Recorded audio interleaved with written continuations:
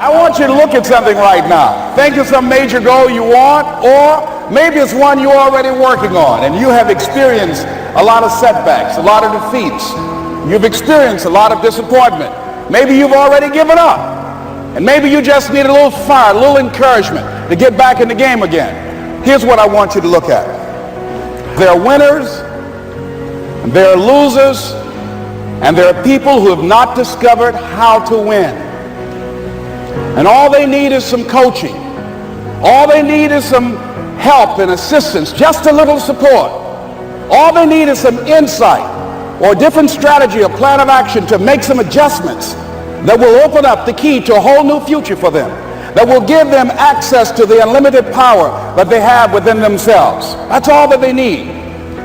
So what I want you to do is think about something you want for you, that's real for you, that's important for you, that will give your life some special meaning and power. And I don't even want you to say, I can do that. I don't want you to assume that. See, 5 years ago when I started out in this area, I would not have been able to make the mental leap that I would be up to where I am right now. I don't want you to begin to just psych yourself out. No. I want you to be able to say something to yourself that will enable you to maintain a level of integrity with yourself. That when you say this, even when you face tremendous setbacks, it will be a benchmark to keep you in the game, to keep you moving forward and experimenting and readjusting your strategy and your plan of action, continuously looking for ways to win. So what is that something? When you got an idea you want to move on, you might not have the money, you might not have the education, you might not have the support or the resources you need. What is that something that can keep us going, that will enable us to act on our dream? What's one of those keys that will begin to help us to discover the secrets to our dream?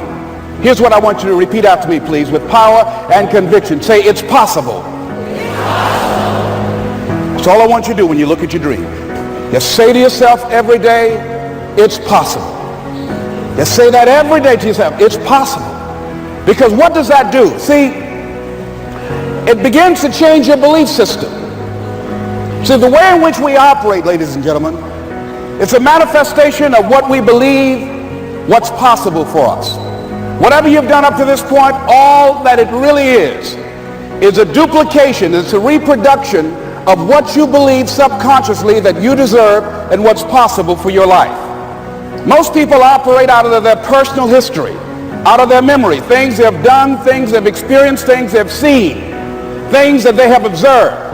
What I'm suggesting that you operate out of a larger vision of yourself. I want you to see yourself doing what you want to do, experiencing what you want to experience, having what you want to have, doing what it is that gives your life some meaning and value. Operate out of your imagination, not your memory. Because whenever you look at where you want to go, I'm wanting to warn you, you will have some conversation back here after you go through the data that you've experienced in life saying you can't do it. And so what you want to begin to do is ignore that inner conversation. Well, most people, ladies and gentlemen, when something happens to them, what they do is they begin to believe that that's the way it is. That's the way it's always been. And they can't see the possibility of it being any different. Example, before April 1954, the common belief, the universal belief, because it had been tried again and again and again and people had failed, the belief was that man was not physically capable of breaking the 4-minute barrier, that he could not run a mile in less than 4 minutes. That was the belief on the planet. It had never been done. But here's what happened, ladies and gentlemen. Roger Bannister came along and he broke the 4-minute barrier. Now here's what's significant about that.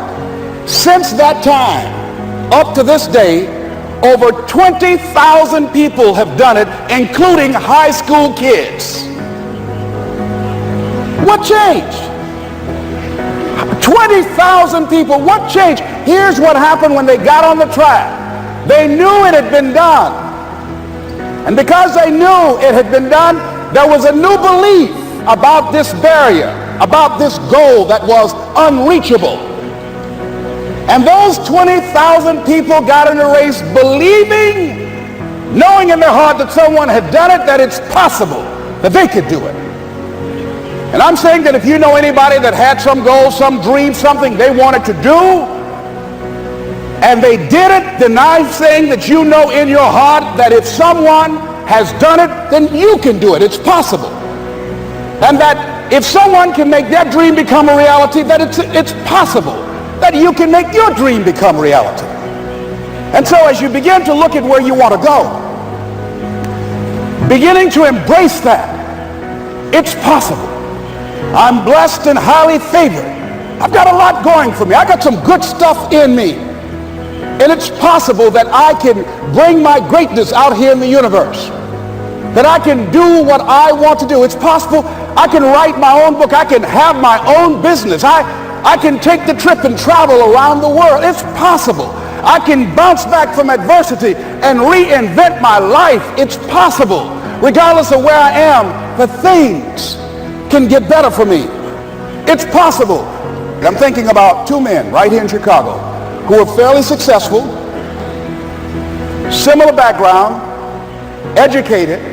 They worked for a corporation for many years, and they were among many people that were laid off. Two guys who were very good friends. One went out looking for a job for several weeks along with the other one, and they faced disappointment and rejection again and again and again. They couldn't find any work, which is the story of many people across this country. One guy stopped. He became discouraged. He stopped going. He stayed home looking at television, became very argumentative and toxic with his wife, drinking beer, getting on the phone, talking to his other negative, unemployed friends. And he just gave up. The other guy kept looking for a job everywhere he could go. Every time he could get an opportunity, kept asking people, networking, checking the newspapers every day. Kept going everywhere he could, trying to find a job. You have too much education. You're overqualified. You won't be here long enough. He kept going. He kept going. He went to a place and said, look here, I tell you what, if you can't hire me, and I know you can use my talents, abilities, and skills, I don't want to sit home and do nothing. Just let me do some volunteer work. You don't have to give me anything, all right? I just want to work. I want to be busy. Guy said, okay, it's on you now, but don't expect me to give you anything. It's okay. This guy came in and worked. He was the first one there. The last one to leave was the best employee there. About 4 weeks later, one of the top managers quit. They were looking for a replacement. Guess who they selected? This other guy. This guy who was volunteering his time. He got the job. What was the difference between the two men? Eyesight and mindsight. Eyesight is judging on what you see. Judging according to appearances. But mindsight is how you interpret what you see. One guy said, it's not possible. It's over. I'm finished. I can't do it. I can't make it. He surrendered. I've faced rejection again and again. I'm not going anymore. There are no jobs out there. But this other guy, he felt that in spite of the no's and rejections, in spite of how bad the economy is, in spite of what the newspapers are saying, that it's possible that somebody somewhere will give me a job. He just kept going, thinking it was possible. And guess what, ladies and gentlemen? That's what we have to do with our dreams.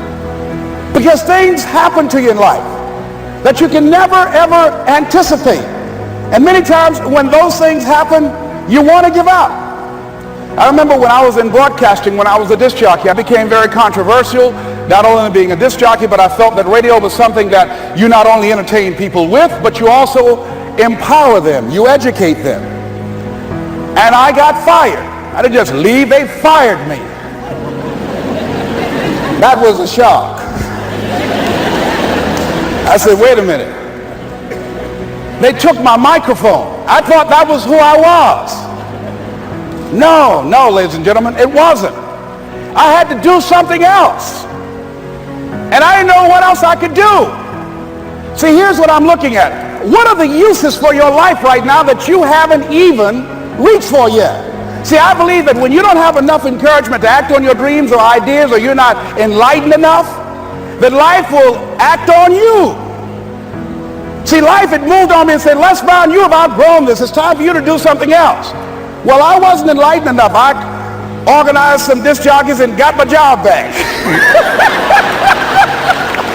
So they had to fire me again. I got fired twice. Here's what I did. I had to think of something else. And so a guy suggested to me, he said, Les, why don't you run for office? I said, man, I've never run for office. I've never known anything about how to operate in the political arena. I've heard encourage people to register to vote and get out to vote, but I don't know anything about politics. He said, well, neither do the people who run for office all the time.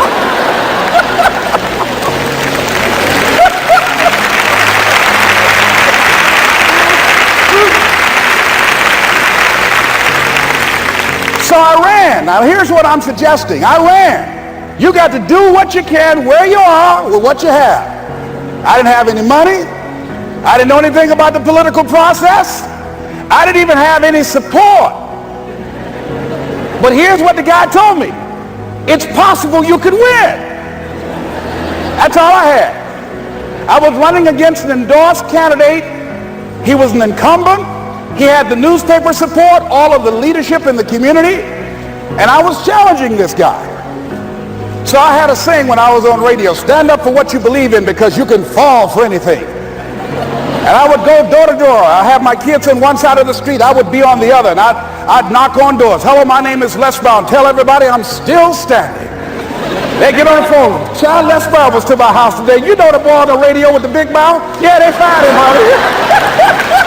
Say he's still standing. See, I'm saying just keep moving. Don't start feeling sorry for yourself. Don't spend time blaming and talking about what happened to you. See, whatever you talk about, that's what you multiply and expand in your life experience. So don't talk about stuff unless you want it to keep on happening to you, all right? So I got in that kind of action.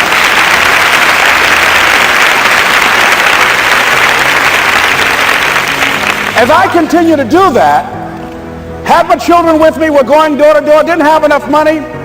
Eventually, we got close to the election and something happened that really surprised me. Guys who I thought were going to either support me or stay out of it, various powerful community leaders, they became involved in it and they endorsed my opponent. I felt devastated. Now that's going to happen to you when you're working on your dream. Things are going to happen that's going to catch you on the blind side. That was shocking to me. They didn't have to do that. All they had to do was just stay out of it. But here they go, come up in there messing with me. Now that's going to happen. There's some people who believe it's their personal business to stop you from living your dream, all right?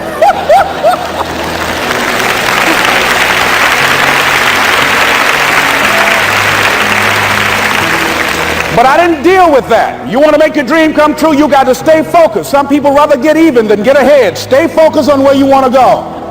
I just kept on doing what I was supposed to do. And so I was driving to the radio station. My opponent had over $20,000. I had less than $800. As I was in the radio station, the guy said, "You're going to make a commercial?" I said, "Yes." He said, "It better be a good one because that money can't go pretty far here." And I sat there in the middle control room and I was thinking. And here's what happens when you get still.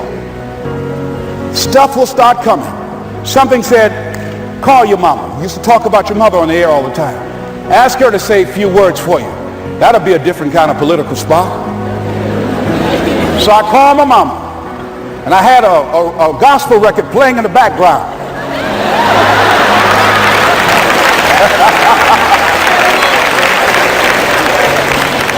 And then I had my mother say, "Hello, this is Mrs. Mamie Brown.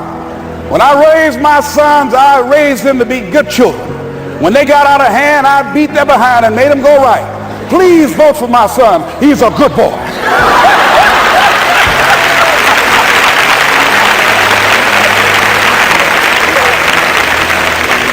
Usually in the state representative race, maybe 3,000 or 4,000 people will come out to vote in a primary. In that primary race, over 27,000 people came out and voted and said, "I'm voting for Les Brown because his mama said he's a good boy." I won, ladies and gentlemen. I won.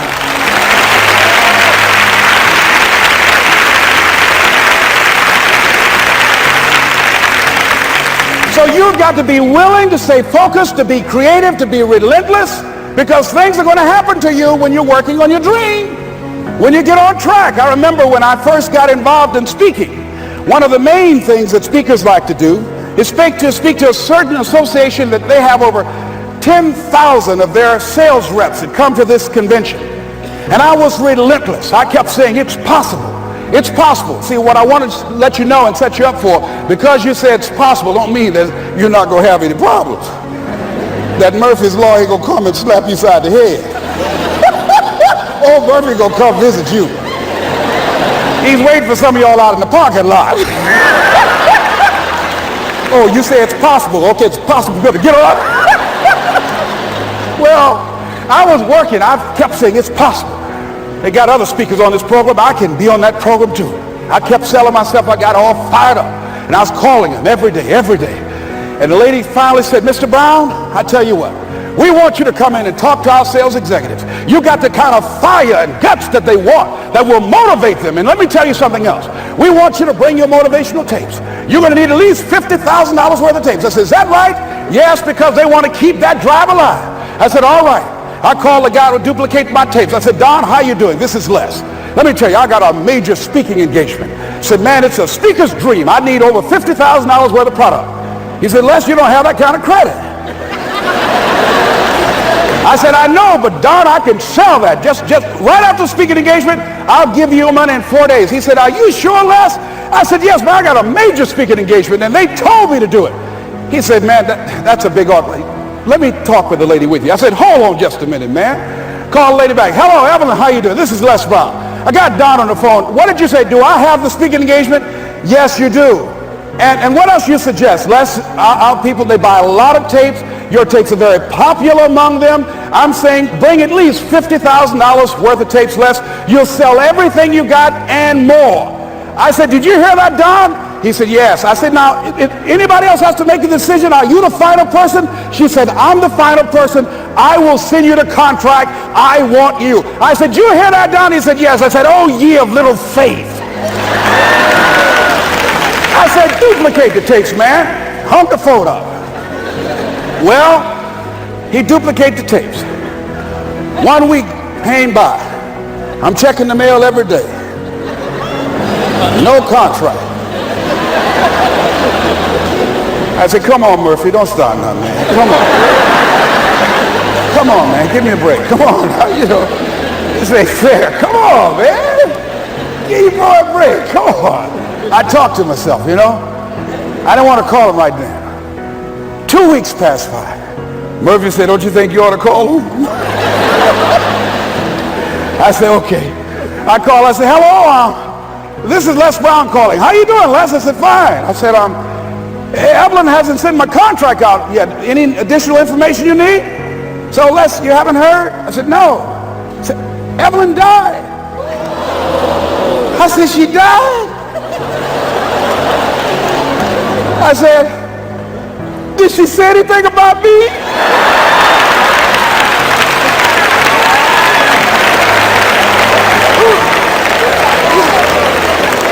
When I got home, I was so wiped out. And Murphy was in the house waiting on me. Murphy said, is it possible you want to listen to some of your tapes?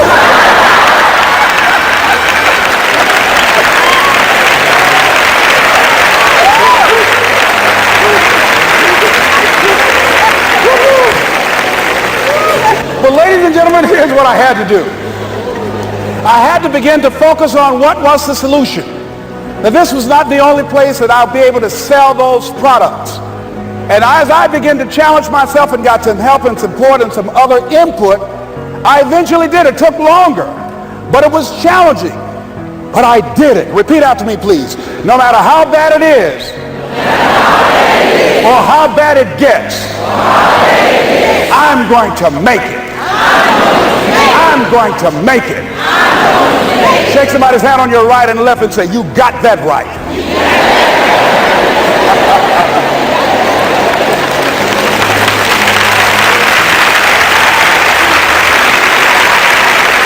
Repeat after me, please. It's possible. I can have my dream. I can get what I want. I must be creative and never give up.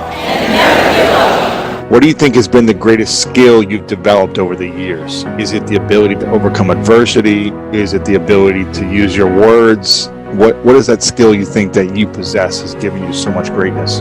I think it's a combination of both. One, mental resolve. I think that everybody needs that, because when you have goals and dreams, there will be resistance. An airplane cannot fly without the resistance of air. Walt Disney filed bankruptcy 7 times and had 2 nervous breakdowns. That when you have goals and dreams, the book of life says, think it not strange that you face the furnaces of this world. You will, not you might, you will have tribulations. So the ability, when you are faced with something, and it's new territory, when they said you have cancer, those are 3 words no one ever want to hear. And the oncologist, Dr. Alfred Goldson, who was an unusual personality, he said, you have cancer, and it's metastasized to 7 areas of your body, including your spinal cord. I said, can you give me a second opinion? He said, yeah, and you're ugly too. I know you didn't just call me ugly. He said, yes, I did. You ugly now. And we both were laughing. He said, but you got this. We determine the diagnosis. God in you determines the prognosis. You and God determine that. You got this. What I learned from that enhanced my speaking. When you laugh, the mind shuts down and the heart opens up. I left there with a confident feeling in my heart. I got this. When he spoke it, I felt it at this cellular level. I did not leave there feeling fear. He was so good with making you feel comfortable with whatever you're dealing with, that you are not in denial, you just are defiant. And so when your show, which has changed millions of people's lives, people you never meet, what it does is distract, dispute, and inspire. How we live our lives is a result of the story we believe about ourselves. What you do is distract them from what psychologists call their self-explanatory style. And through the process of your own example, your own vision of yourself, the guests that you have, the interviews that you have, you dismantle their current belief system. Be ye not conformed to this world. Be transformed by the renewing of your mind. You are renewing minds, expanding their vision beyond their indoctrination and mental conditioning. And you ignite their spirit where they decide to create a new chapter in their lives. That's what you do as a speaker and as a host. And people who watch and listen to your program right now in America, before the coronavirus, suicide rate increased by 39%. And children between 5 and 11, it has tripled. How do you decide at 5 to take your life? And now it is soaring, the suicide rate. So what you do with this program, you're giving people hope.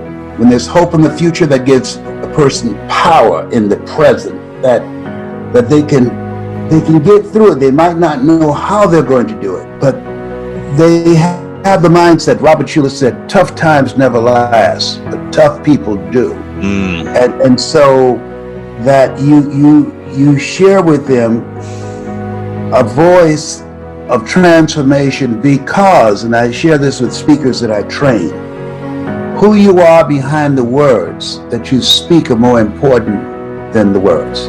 Because had you not gone through what you have gone through and experienced, you would not be able to speak from a place of power. You would not be able to come in and do this program and call this the school of greatness, that you've got greatness in you. You have the ability to do more than you can ever begin to imagine. And then affirm and validate people as we are facing this pandemic. It's to be able to say that from a place of power. The spirit of who you are comes through your words, and people feel that when you speak. and they hear it, your sincerity, your genuineness. And that's why your program is popular, because you impact people, because you know a thing or two, because you've seen a thing or two. I appreciate that. It's interesting you talk about suicide rates increasing. Unfortunately, I was going on a drive to San Francisco over the weekend, taking my girlfriend up the coast of California, and she'd never seen it. Had a beautiful experience. And as we're driving back into Los Angeles, I live in a condo building, a tall condo building. It's probably 35, 40 stories high. And as we pull into the building and we're about to park, I see police with a yellow tape and a white tent and over the kind of driving area. And I remember just thinking to myself, there's no way someone jumped off this building. There's no way someone did this. And I asked right away, I go, tell me someone did not jump. And the guy looked at me and he just said, yeah, a couple hours ago. And I go, you're kidding me. And I later found out it was reported in the news. This was yesterday. Yesterday. This just happened. Wow. It kind of shook me up a little bit too. And literally I learned that the person who jumped, who's my building, was literally right next to my window, a few floors up. He jumped out of, his name is Steve Bing. It's all over the news right now. And this was a very successful businessman who 55 years old, I think, I think it was reported he was worth hundreds of millions of dollars. Very successful businessman who is close friends with Bill Clinton, who I saw Clinton made a statement about as well. And I haven't been able to stop thinking about it since yesterday. I was thinking about it all night. You said it was hard for you to sleep last night from stuff you saw. For me, it was hard for me to sleep last night thinking about the pain and the suffering that people go through inside that we may never know about. And, I was trying to rationalize, like, why would this happen? Was it drugs? Was it depression? Was it, like, I can't reason sometimes why this happens to someone who you think it would never happen to, or someone who had all the things on the outside that seemed to be successful, but for whatever reason, I don't know. And I don't know how to make sense of that type of stuff. Do you know how to make sense of things when you see that? Well, I had a guy, he wrote me, and I kept this text where he had tied a noose together. He was going to hang himself, had it around his neck, and he was going to get a chair. He's trying to look a place where he could suspend himself and place the rope. And the phone rang. And he had said to himself, God, give me a sign. So with the rope around his neck and holding in part of it in his hand, he answered his cell phone, and there was nobody there. And he took that as a sign, and he said in that moment, he was listening to me, and he remembered a statement I made that life is God's gift to us, and how we live our lives is our gift to God. And wow. He said, he asked himself, why would I throw my life back in God's face? I was talking about the fact that we were chosen, 1 out of 400 million sperm, that you are a masterpiece because you're a piece of the master. And he said, I kept saying to myself, I'm a masterpiece. I'm a piece of the master. And he talked himself back from those suicidal thoughts. He really didn't want to die. He wanted to stop the pain that he was experiencing from the breakup of the relationship, from the loss of his job, from what he felt his life had the rug snatched out from under it. He's among those 40,500,000 people who had lost their jobs in the coronavirus economy. And so that's why what you're doing is so important, because when you go through an experience, you have the school of greatness. Not elementary school, high school, college. No one is saying to people, you have greatness in you. In those type of structures, even in church. And so the reason that I advance with that, the Book of Life says, greater is he that's in you than he that's in the world. that you have greatness within you. That when Mr. Leroy Washington, who, when I was so captivated by this man's oratorical skills, he was a speech and drama teacher, and he asked me to do something. You know the story. Mm-hmm. He wanted me to go before him and read a script really before the class. And I said, sir, I can't do that. I'm not one of your students. And he said, do what I'm asking you to do anyhow. I said, I can't, sir. And the other students started laughing, saying, he's Leslie. He's got a twin brother, Wesley. Wesley is smart. He's DT. And he asked, what's DT? He's the dumb one. And I said, I am, sir. He said, don't you ever say that again. Someone's opinion of you does not have to become your reality. And he did that. I was startled. Because my mother said, sticks and stones can break your bones, but words can never hurt you. But words can hurt you, and very deeply. And when he said that, someone's opinion of you does not have to become your reality. I remember going to my next class, turns out between classes, I kept saying that to myself. Someone's opinion of you does not have to become your reality. As I was going home, and what they think about me, I don't have to be that. It's not what they called me, it's what I answer to and what I call myself. Dang. You know, that was an interrupting moment. Wow. That's how your program is it's a disruptor, more powerful than Corona. Ooh. I always love hearing that story. That story never gets old for me. Yeah. And how did you learn to overcome the opinions of others, but I think more importantly, the opinion of yourself? Because if we have the program, we have, I am the dumb twin. Yes, sir. I am learning disabilities. I am this. How did you personally overcome your own biggest enemy? He was a voracious reader, and he gave me a book, James Allen, As a Man Thinketh. That little pamphlet is a powerful little pamphlet. I've read it a lot. And The Power of Positive Thinking by Dr. Norman Vincent Peale. I read that over and over again, and other motivational books, Secret of the Ages by Robert Collier. And so reading those, he said, if you want to become successful, number one, develop your mind. And he was a fan of Earl Nightingale, that you don't get in life what you want, you get in life what you are. The strangest secret in the world. I've listened to that so many times. I've wore it out. And then the other thing he said, develop your mind. Next thing he said, practice OQP, only quality people. Surround yourself with people that you can learn from, people that have more than you, people that will help you to grow mentally and emotionally and financially and spiritually. And the next thing he said, which is the master key to opening up new worlds for you, is your ability to communicate. Because once you open your mouth, you tell the world who you are. And I believed him, and I followed that. I never forget when I was in Poland, and I was in this stadium, and I saw my name up, and people started chanting when they saw me coming through the tunnel. And I said, Mr. Washington, this one is for you, sir. Wow. He's gone.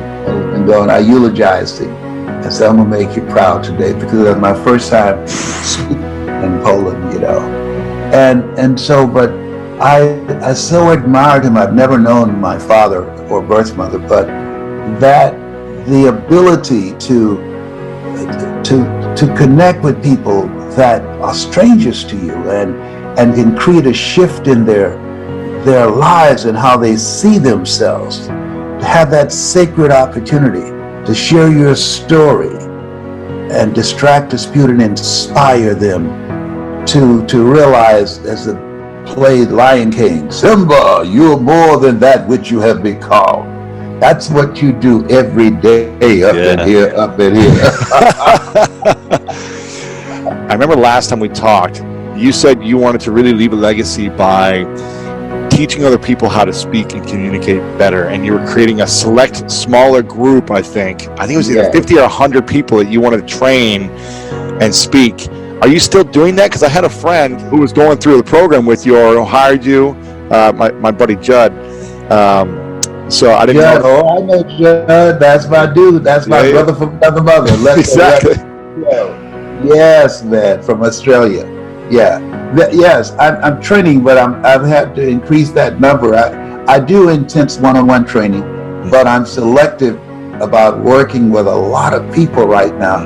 But we do it virtually now. I can do it more virtually. Yeah. Because you don't want, I'm 75. So I cannot afford with underlying issues of diabetes and cancer.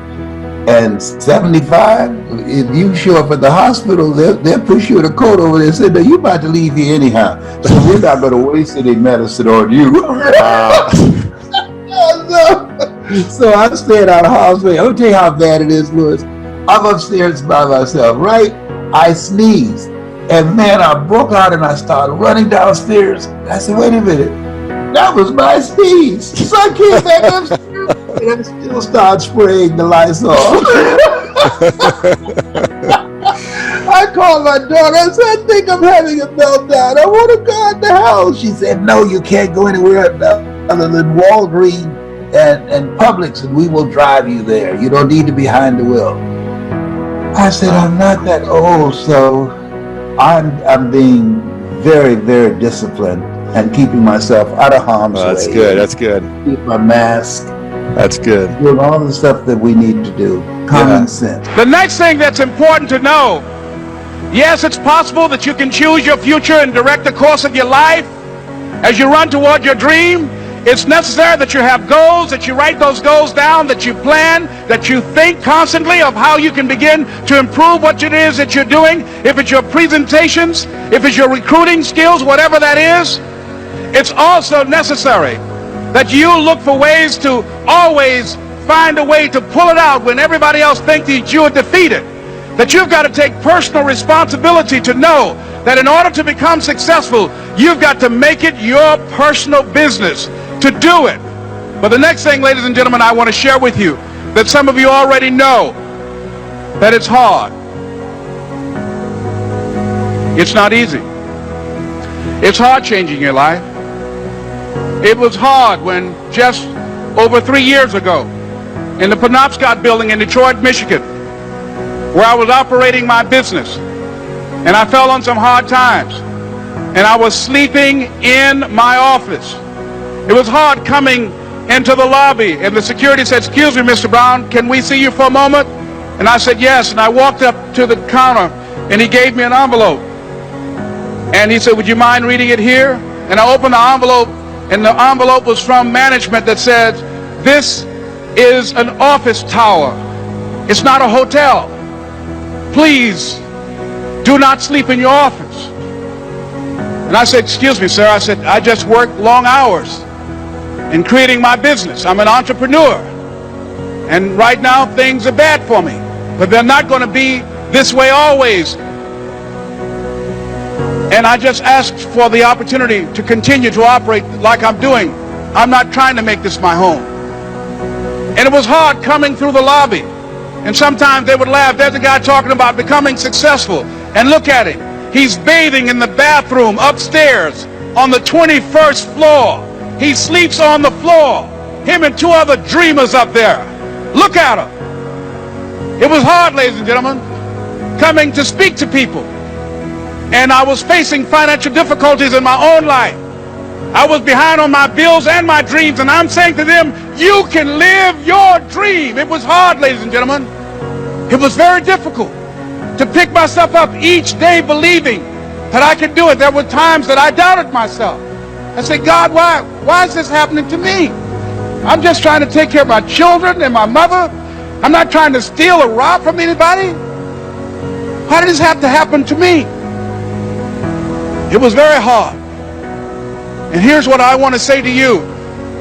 For those of you that have experienced some hardships, don't give up on your dream.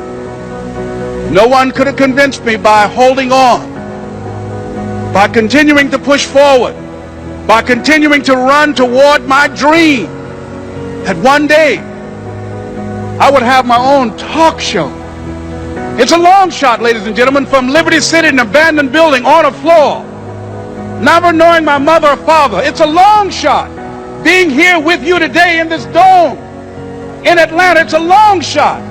No college training, labeled educable, mentally retarded, but I kept running toward my dream.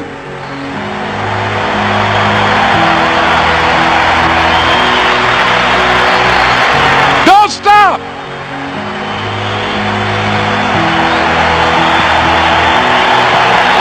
Don't stop.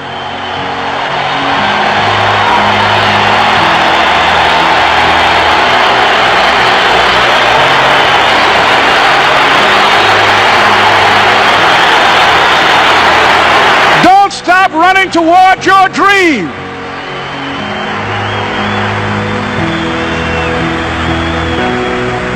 It's very important as you hold on to that dream. There are moments when you're going to doubt yourself. There are rough times that are going to come, but they have not come to stay. They have come to pass. It's very important for you to know that. Don't say I'm having a bad day. Say I'm having a character building day.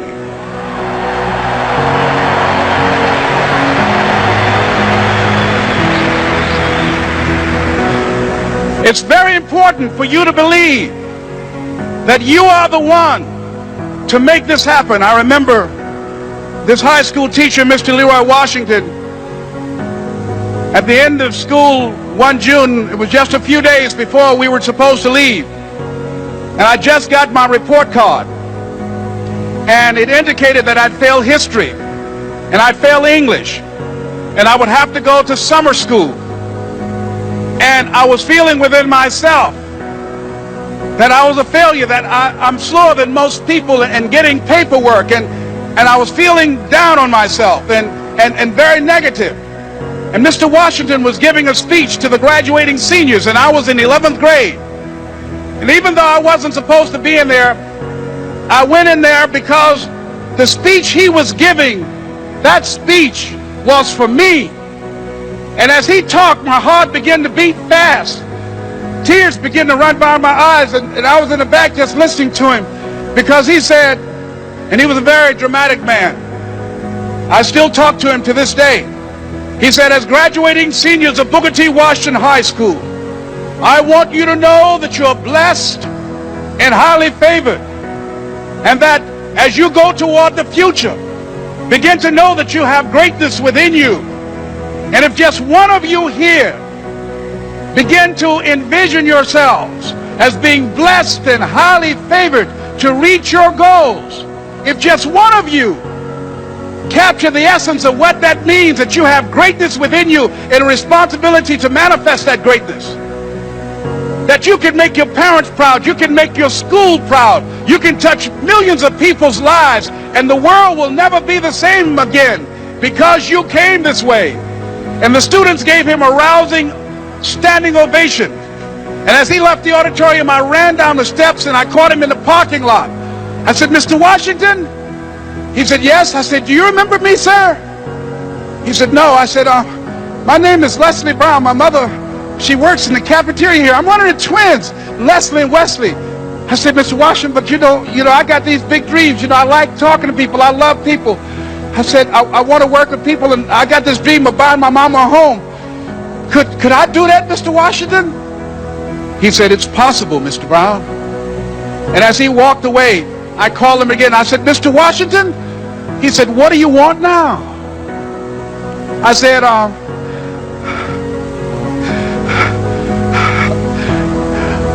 the one, sir. I said, I'm the one. You remember me, sir.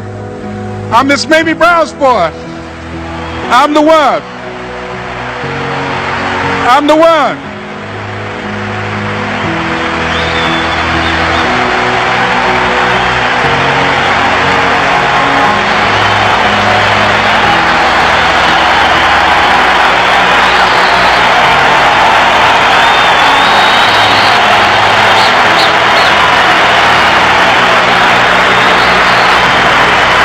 And you must feel that. That's why you're here. Because you are the one. And I remember when PBS first played one of my specials called You Deserve, one Sunday afternoon in Miami, Florida. I had some friends call him to tell him to tune in. And he watched the program. He called me in Detroit, and I answered the phone. I said, hello. He said, may I speak to Les Brown, please? I said, who's calling? He said, you know who this is. I said, oh, Mr. Washington, it's you.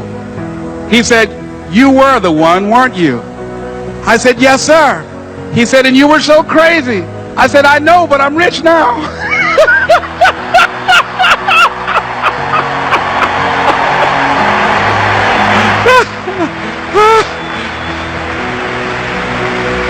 Ladies and gentlemen, it's not going to be easy. It was hard laying on the floor of the Penobscot building, looking out of the window, daydreaming, saying, Les, can you do this? Can you make this happen? I used to listen to tapes day in and day out about See You at the Top, my great friend Zig and Dennis Waitley and different other motivational speakers, and Dr. Norman Vincent Peale. And Dexter saying, don't let nobody steal your dream. I used to ask myself, can I do this? And something said within me, you're the one. You're the one. And let me tell you something, ladies and gentlemen. While you're here, and before you go back home to your respective cities and communities, write down at least 5 reasons on why you deserve your dream, on why you won't give up, what's going to make you unstoppable, why you must be unreasonable, because logical, practical thinking says you can't do it today. But if you want to produce unreasonable results in your life, like living your dream and taking charge of your destiny, you've got to be an unreasonable person. You've got to be an uncommon person. So write down the reasons of why you're here. My first major goal was to buy my mother a home. And let me tell you something, ladies and gentlemen. What will reasons do, Les? Nietzsche said, if you know the why for doing, you can endure almost anyhow. What do you mean by that? If you know why you're doing something, when the hard times come, and they're going to come, when the disappointments and the rejections come, and they're going to come by the truckloads, your reasons will be your rod and staff to comfort you, to pick you up. Once again, I got a saying on one of my tapes, if life knocks you down, try and land on your back, because if you can look up, you can get up. Let your reasons get you back up.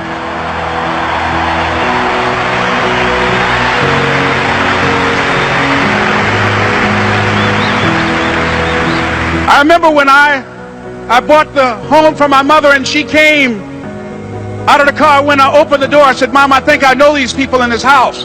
That was my first major goal. And then I couldn't conceal it anymore. I said, Mom, I got this for you. And as she went from room to room, looking at the house and saying, thank you, Jesus. Thank you, Lord. No one ever could have convinced me that this could have happened to me. And she looked at me and she said, Leslie, and you caused me so much problems as a boy. You were always into stuff. She said, no one could have convinced me that day when I walked in that house and this lady was holding you and your brother. And she said, ma'am, I want you to promise me 2 things. And she said, what is it? She says, 1, promise me that you won't separate them. She said, I want them raised together. I want them to know each other. I got pregnant while my husband was away in the war, and I can't keep them. Promise me that you won't separate them. She said, I promise I won't. I've never had children. I promise I won't separate them. And she said, promise me that you'll never tell them about who I am, because if my husband ever found out, he would kill me. She said, I promise. And she said that she gave them to us, and she kind of cried, and she was walking out the door, and she looked at my adopted mother. She said, remember, don't you separate them. She said, I swear to God, I won't separate them. I'll keep them together. And she said, as I held y'all in my arms, I never had any children of my own. I didn't know how I was going to do it, but I knew with the help of God, I will do it. And ladies and gentlemen, my mother had a dream of having children and raising us. She didn't know how she was going to do it. You're going to be just like that. And some of you are already there. Well, you don't know how you're going to make this happen, but you just feel within yourself some way, somehow, with the help of God, I'm going to make it happen. Repeat after me, please. No matter how bad it is, or how bad it gets, I'm going to make it. I'm going to make it.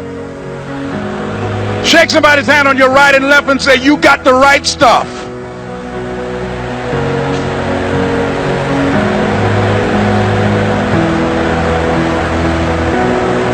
So yes, it's possible for you to live your dream. It's necessary that you associate with winners, that you work your system, that you are relentless, that you never give up. It's you. You've got to take personal responsibility. You've got to make it your personal business to make it happen. And you've got to resolve within yourself that I can do this, that it's hard, but you've got to say, I'm the one. I'm the one to make this happen. I'm the one to become successful in this business. As you work to help other people to become successful, that feeds your success. But you know it's going to be hard, but find out what will make it worth it for you. So, ladies and gentlemen, if you want to make your dream become reality, the people that are running at their dreams know that it's possible that you can live your dream, that it's necessary that you're relentless, that you have a plan of action, that you are creative. The people that are living their dream are finding winners to attach themselves to. The people that are living their dreams are the people that know that if it's going to happen, it's up to them. And they're resolving within themselves, it's not over until I win. The people that are running after their dream know they're going to have hard times. They keep on running because they're saying within themselves, I'm the one. I'm the one. No matter how bad it is or how bad it gets, I'm going to make it. The people that are running after their dreams are the people that are hungry. Shake somebody's hand on your right and left and say, you got to be hungry.